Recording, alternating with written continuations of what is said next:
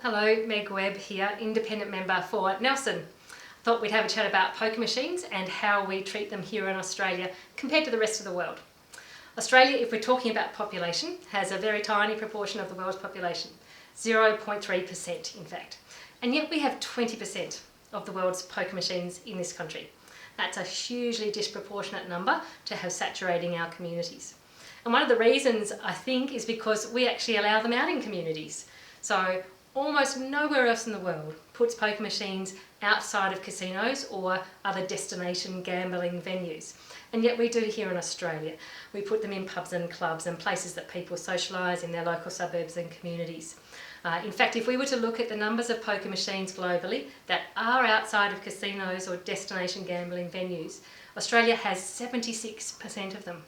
That's quite astounding, and it's not surprising that we have the highest levels of harm globally caused by poker machines.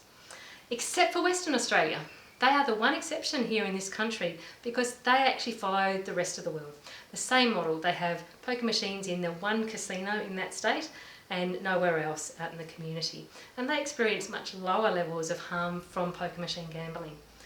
So here in Tasmania, we're at a moment where we can consider and choose how we best regulate and place poker machines in our community and how we can provide the most sensible and the best regulation to serve the best interests of the community. So I would encourage you, if you've got some strong views about this, to get in touch with your parliamentarians, both lower house and upper house, and tell them what you would like to see under a new approach to poker machines in Tasmania.